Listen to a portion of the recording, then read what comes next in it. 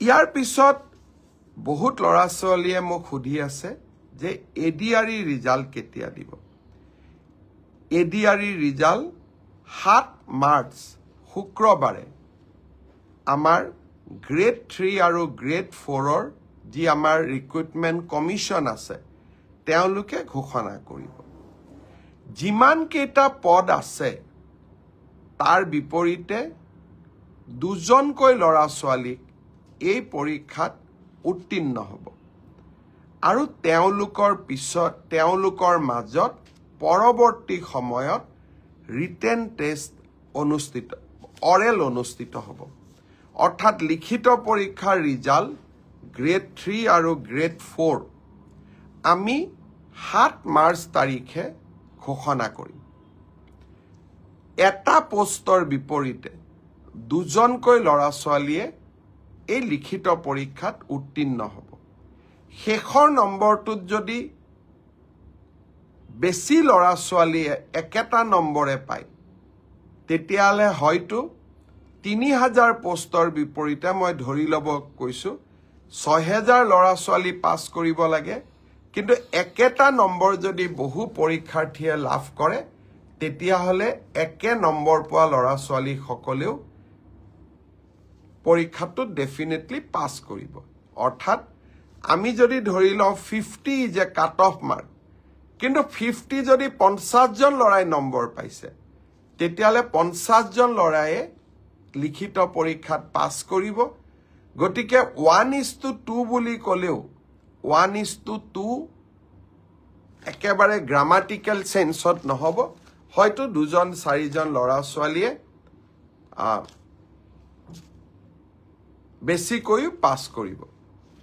এডিআৰইৰ পৰীক্ষালৈ তাৰ ৰিজাল্ট কি হ'ব তাক আপোনালোকে জানেই সেইবাবে মই যিসকলে পাস কৰিব তেওঁলোকক অভিনন্দন জনাইছো যাতে অৰেলৰ বাবে তেওঁলোক সাজু হ'ব পাৰে আৰু যিসকলে পাস নকৰিব আমি পুনৰ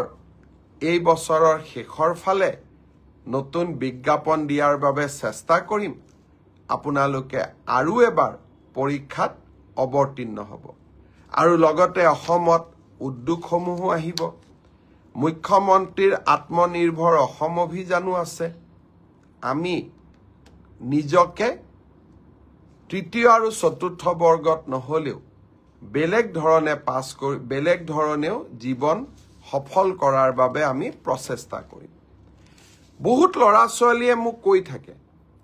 যে চতুৰ্থ শ্ৰেণীৰ পৰীক্ষাত বিএ পাস কৰা লৰায়ো পৰীক্ষা দিছে এতিয়া কথাটো হল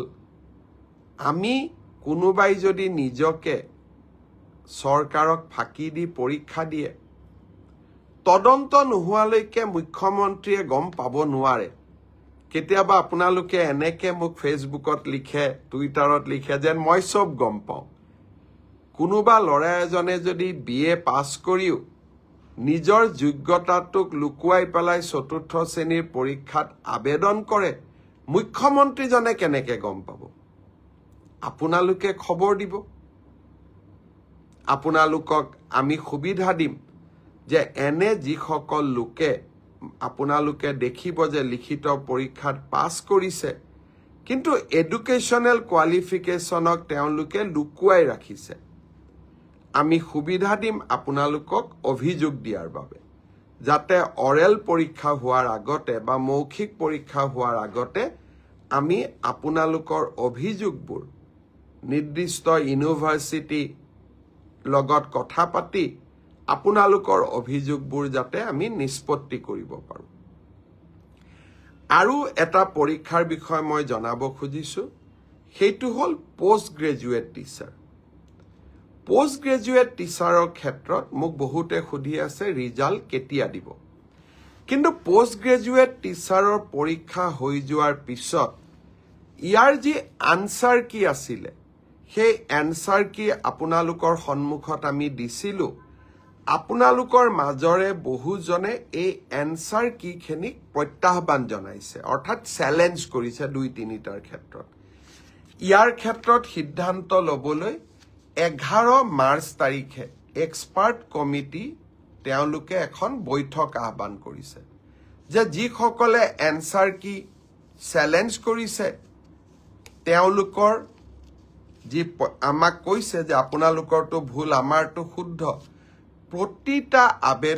প্ৰতিখন আবেদন আমি পুংখানুপুংখভাৱে বিবেচনা কৰিব লাগিব যাতে আমাৰ ভুল হলেও আমি শুদ্ধ কৰি নিজকে ল'ব পাৰো দিলীপ শইকীয়া ডাঙৰীয়া আমাৰ অসম ৰাজ্যিক বিজেপিৰ সভাপতি তেখেতেও এই ব্ৰডকাষ্ট চাই আছে দিলীপ শইকীয়া ডাঙৰীয়াক মই বহুত ধন্যবাদ জনাইছো যে আপুনি এই ব্ৰডকাষ্ট চোৱাৰ বাবে অলপ সময় উলিয়াইছে আপোনাক বহুত ধন্যবাদ জনাইছো এতিয়া 11 মাৰ্চ তাৰিখে এক্সপাৰ্ট কমিটি বহাৰ পিছত আপোনালোকক মই জনাব পাৰিম যে আমি কেতিয়া পোষ্ট গ্ৰেজুৱেট টিচাৰৰ পৰীক্ষাৰ ফলাফল দিব পাৰিম সেই ধৰণে এলপি এমই পৰীক্ষাৰ ফলাফলৰ বিষয়েও আজি যেনেকে অসম আৰক্ষীৰ বিষয়ে মই একেলগে জনাইছো 11 মাৰ্চৰ পিছত মই শিক্ষা বিভাগৰ গোটেই কেটা নিযুক্তিৰ সম্পৰ্কত আপোনালোকক এনেকৈ আগতীয়াকৈ জনাবৰ বাবে মই প্ৰচেষ্টা কৰিম তাৰ বাবে আপোনালোকে মোৰ পৰৱৰ্তী অৰ্থাৎ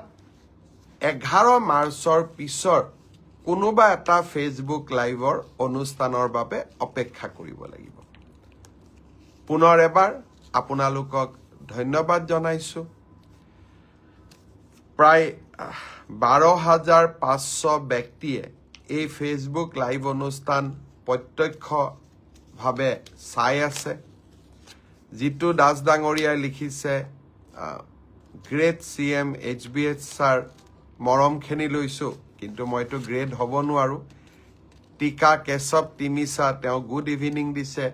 ৰমেন্দ্ৰ নাৰায়ণ কলিতা আমাৰ বিধায়ক তেখেতে এই ফেসবুক লাইভ অনুষ্ঠান চাই আছে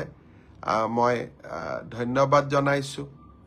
মন্ত্ৰী পীযুষ হাজৰিকাই এই ফেসবুক লাইভ অনুষ্ঠান চাই আছে তেখেতকো মই ধন্যবাদ দিছো অনিল কুমাৰ কুতুম তেখেতে ফেসবুক লাইভ চাই আছে মই ধন্যবাদ জনাইছো মনীষ ভৰালী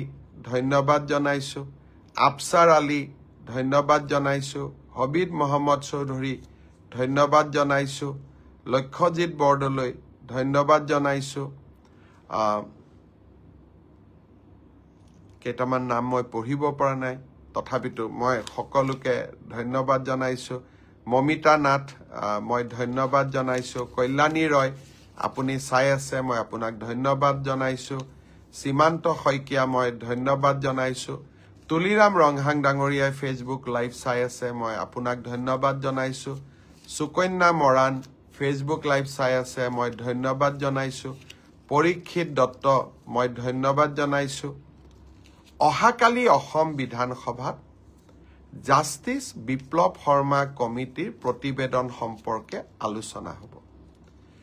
অতীতৰ গহ্বৰলৈ মই যাবলৈ বিচৰা নাছিলো কিন্তু যিয়ে নহওক কংগ্ৰেছ দলে দাবী জনালে বিধানসভাত এই কমিটিৰ প্ৰতিবেদন আনিব লাগে তেওঁলোকৰ দাবীক সন্মান জনাই বিধানসভাত এই কমিটিৰ প্ৰতিবেদন দাখিল কৰা হ'ল অহাকালি এই কমিটিৰ প্ৰতিবেদনখন সদনত আলোচনা হ'ব আজি আমি নিযুক্তিৰ কথা কৈছো অসমৰ যুৱক যুৱতীৰ ভৱিষ্যতক লৈ কংগ্ৰেছ দলে কেনেকৈ হেতালি খেলিছে আৰু এক পংকিল পৰিবেশৰ মাজত কি ধৰণে মই টেট শিক্ষকৰ নিযুক্তিত স্বচ্ছতা আনিবলৈ যত্ন কৰিছিলো অহাকালিৰ প্ৰতিবেদনৰ ওপৰত আলোচনা হ'ব আপোনালোকে আকৌ এবাৰ তাক শুনিবলৈ পাব আৰু গৌৰৱ কৰিব যে প্ৰধানমন্ত্ৰী নৰেন্দ্ৰ মোদী ডাঙৰীয়াৰ আশীৰ্বাদত আপোনালোকৰ আশীৰ্বাদত আজি কেনেকৈ আমি নিযুক্তিৰ প্ৰক্ৰিয়ালৈ স্বচ্ছতা লৈ আহিছো এডিআৰই ৰিজাল্ট দিয়াৰ পিছত ৰিজাল্ট চিটটো চালে দেখা পাব যে কেনে পক্ষপাতবিহীন আৰু মেধা খাৰঠি কৰি আমি কেনেকৈ প্ৰত্যেকটো পৰীক্ষাৰ ৰিজাল্ট দিবলৈ চেষ্টা কৰিছো যোৱা কেইদিনমান আগত অসম লোকসেৱা আয়োগৰ পৰীক্ষাত কৃতিত্ব সহকাৰে উত্তীৰ্ণ হোৱা যুৱক যুৱতীসকলক নিযুক্তি পত্ৰ দিওঁতেও মই প্ৰত্যক্ষ কৰিছিলোঁ যে কেনেকৈ অসমৰ মধ্যবিত্ত আৰু দৰিদ্ৰ সমাজখনৰ সপোনবিলাক আমাৰ চৰকাৰে মেধাৰ ভিত্তিত নিযুক্তিৰে পূৰ্ণ কৰিবলৈ সক্ষম হৈছে তেনে যাত্ৰা অব্যাহত থাকিব শেষত এডিআৰই পৰীক্ষাৰ ৰিটেনৰ পিছত বহুজনে হোৱাটছআপ যোগে আপোনালোকৰ এডমিট কাৰ্ডসমূহ মোৰ ওচৰলৈ পঠিয়াইছিল সহায় বিচাৰি বহুজনে ব্যক্তিগতভাৱে লগ পায়ো মোক এডমিট কাৰ্ড দিছিলে যে মামা দাদা পাৰিলে সহায় কৰি দিব মই বিনম্ৰতাৰে আপোনালোকৰ ওচৰত ক্ষমা খুজিছো আপোনালোকৰ এই অনুৰোধ মই ৰাখিব নোৱাৰিলো কাৰণ মেধাৰ ভিত্তিত নিযুক্তি আৰু মেধাৰ ভিত্তিত এডিআৰই পৰীক্ষা সম্পন্ন কৰাৰ বাবে আমি প্ৰতিশ্ৰুতিবদ্ধ আশা কৰোঁ আপোনালোকে মোৰ অক্ষমতাক আপোনালোকে বুজি পাব